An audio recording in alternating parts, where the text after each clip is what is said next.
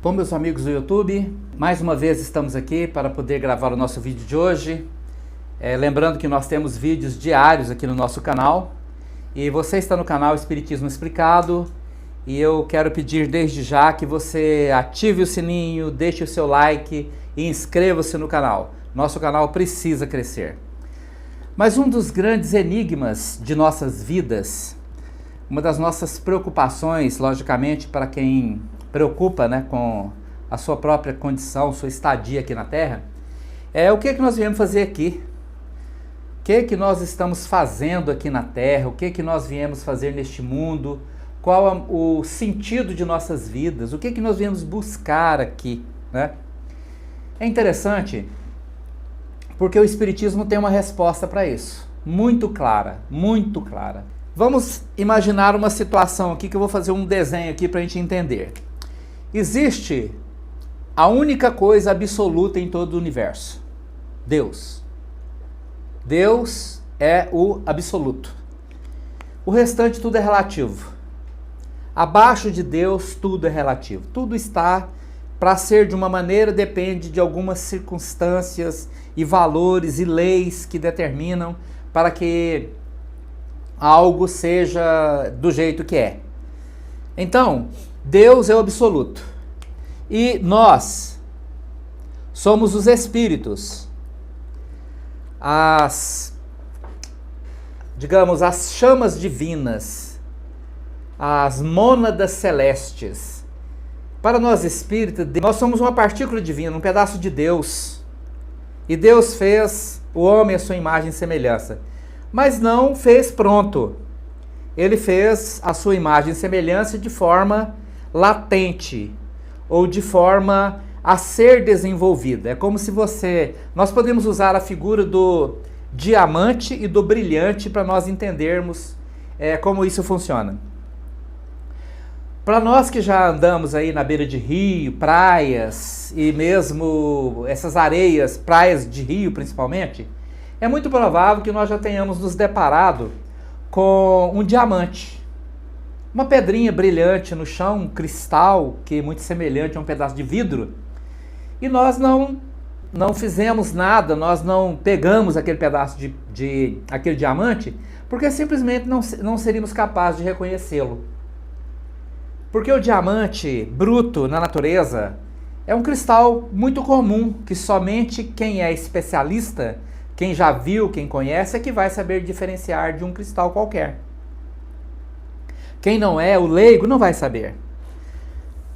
Mas o diamante, para se tornar um brilhante, é um longo processo.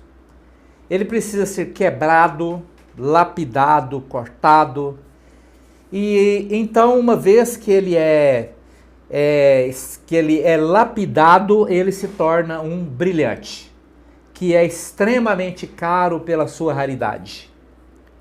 Então esta situação de lapidar, de tornar o diamante bruto num diamante, pode ser comparado a nós aqui como espíritos eternos. Nós somos criados como se fôssemos um diamante e precisamos nos tornar brilhantes. Para isto, Deus nos puxa para Ele. É como se Ele fosse um imã. Deus, como se fosse um imã, nos atrai para Ele. E existem duas asas que nos aproximam de Deus: o amor e a sabedoria. Estas são as únicas condições para nos aproximarmos de Deus: amor e sabedoria. O que é aproximar de Deus? Nos tornarmos como Ele. É isto que é nos aproximar de Deus. Não é nos chegar perto dele para virar um fã-clube de Deus, não. É nos tornarmos como Ele, revelando a nossa condição divina, que foi completamente subjugada pela matéria. Imagine que esse pedaço de Deus, esse DNA divino, que é uma parte do próprio Deus, mergulhou na matéria, até que a matéria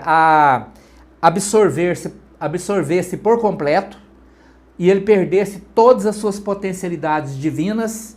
E a partir deste momento onde a matéria o absorveu por completo, ele começou um processo de retorno a Deus que nós chamamos de evolução.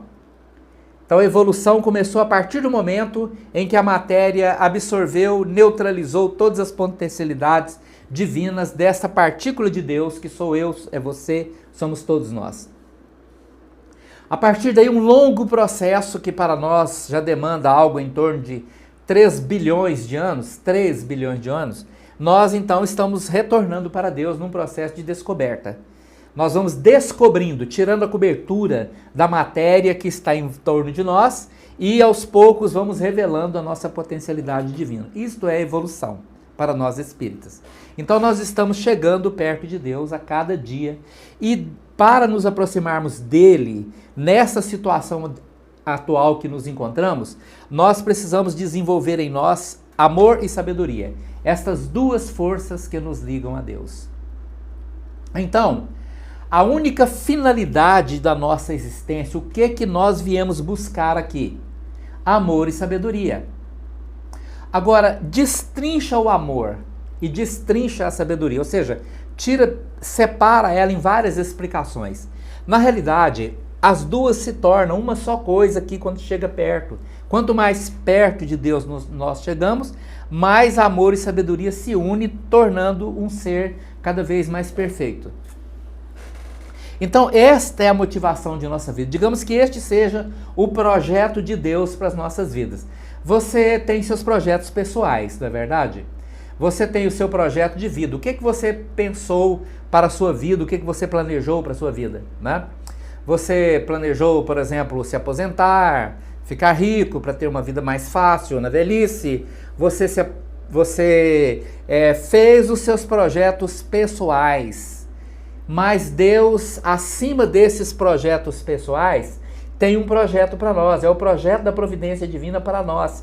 Que nós transformemos a nossa vida numa busca permanente de desenvolvimento de amor e sabedoria. E para isto aqui, todas as demais variáveis são úteis. Por exemplo, qual é a sua condição? Você é homem? Você é mulher? Você é homossexual? Você é rico? Você é pobre? Qual é a raça que você tem? Você nasceu em qual raça? Que mais? Qual o seu credo religioso, político? Nada disso interessa. Porque a única coisa que interessa é que você torne a sua vida uma busca permanente de amor e sabedoria. Aí tem aquelas situações, as religiões tradicionais, com aquele sectarismo, com aquela coisa horrível de tornar Deus pior do que o próprio homem, acabou por criar os pecados. Isso é pecado, aquilo outro é pecado, e as condenações eternas, que tudo isto faz parte da fantasia desequilibrada de homens desequilibrados que escreveram esta história ao longo da vida. Mas Deus age e não importa qual seja a sua condição, desde que você torne a sua vida em amor e sabedoria. E aí vem o Divino Mestre Jesus nos falar, nos traçar o caminho para que nós transformemos a nossa vida em amor e sabedoria. E aí vem Jesus e nos fala no Sermão da Montanha, as bem-aventuranças. As bem-aventuranças é um código de tornar a nossa vida uma busca permanente de amor e sabedoria. Leia o Evangelho, as bem-aventuranças, mas não leia, porque Jesus para nós não tem nada a ver com o cristianismo. E às vezes nós vamos ler os Evangelhos, é como se aquilo fosse importante para outra pessoa e não para mim. Então eu acabo usando os ensinamentos de Jesus para servir de carapuça para os outros. Mas isso é uma ideia falsa, porque a ideia de Jesus, ela veio à nossa vida para nós, é para mim. Quando eu leio, eu preciso ouvir o que o meu mestre, porque quando você se torna espírita, você se desvincula de Jesus cristianismo e passa a se vincular a Jesus seu mestre. E o seu mestre te diz, olha as bem-aventuranças, ele deixou o caminho. Bem-aventurados os humildes de coração, os que têm sede de justiça. Bem-aventurados aqueles que são perseguidos. Bem-aventurado. Então as bem-aventuranças é o código de nos tornar conquistadores de amor e sabedoria. Agora, olha bem os outros ensinamentos de Jesus. Ele diz assim, que nós deveríamos adotar algumas práticas na nossa vida. Algumas práticas que hoje são muito mais lembradas do que antes. Nunca se fez tanto bem quanto se faz agora. Embora as coisas ruins e o mal apareçam mais. Porque não dá mídia, não dá, digamos assim, não dá ibope fazer o bem. Mas fazer o mal e aparecer, porque as pessoas adoram ligar a televisão e ver tragédias. Mas coisas boas, que nunca se fez tanto bem quanto se faz agora, isso às vezes não interessa ser divulgado, a mídia não interessa em divulgar, por exemplo, a quantidade de crianças que são atendidas nas instituições religiosas, seja de qual for a religião. Não se faz reportagem para dizer que na porta dos hospitais existem pessoas que vão distribuir sopa, pessoas que distribuem pão nos lugares onde existem pão e cobertor, nos lugares de pobreza. Isso raramente acontece, aparece. Mas Jesus foi claro. Ele diz assim, olha, que nós deveríamos adotar umas práticas. Quais são essas práticas? Visitar o doente, visitar as pessoas abandonadas, dar o remédio, o pão, a roupa a quem precisa. Quando alguém estiver doente, nós devemos visitar. E ele falou mais ainda, ele disse assim, olha, quando vocês fizerem uma coisa dessa, quando vocês visitar um doente, quando vocês der uma roupa para quem está nu, der um remédio para quem está doente, quando vocês visitar um preso, quando vocês fizerem a caridade, colocar atitudes de amor na assistência às outras pessoas, o que você estará fazendo? Estará fazendo isso ao próprio Divino Mestre. E quando chegar lá na frente, na hora de nos depararmos com a nossa consciência, ele diz assim, ó, eu te conheço, porque você fez isso. Mas quando é, mestre, que eu te dei uma roupa? Quando é que eu te dei uma comida? Quando é que eu te dei um remédio? Quando é que eu te visitei quando você estava preso? Quando é que eu te visitei quando você estava doente? E aí o Divino Mestre diz assim, na realidade, quando você fez isso às pessoas mais necessitadas, aos mais pequeninos, foi a mim mesmo que vocês fizeram. Esta relação é interessante, né? Porque a gente vê, é como se fosse assim, uma visão de Jesus como um popstar, em que a gente precisa estar lá, chegando perto dele e agradando ele. Na realidade não é assim. Esse entendimento não é correto. Mas acontece que existe um outro entendimento que este sim é correto. Que nós precisamos, ao fazer isto, nós criamos uma relação de enriquecimento da única coisa que nós levamos deste mundo quando nós partirmos aqui. O que é que nós somos? Nós somos somente consciência. Quando este corpo morrer, você se projeta no plano espiritual, portando a única coisa que você tem, seu conteúdo mental, que é a sua consciência. Seu conteúdo mental, o jeito de você ver a vida, o jeito de você compreender a vida, entender a vida. Isto é sua consciência, é o jeito que você olha para as pessoas, olha para si mesmo. Então, diante dessa perspectiva, quanto mais riqueza você colocar na sua relação com as outras pessoas, atraindo simpatia, amor, benevolência, bons sentimentos, isto é enriquecimento da consciência. Consequentemente, nós podemos chegar no plano espiritual, ricos ou pobres. Aí vem aquela situação, mas Deus não me ajudou, porque eu sou uma pessoa de má vida, a religião diz que eu sou uma pessoa de má vida. Tudo isso é falso, não acredite nisso.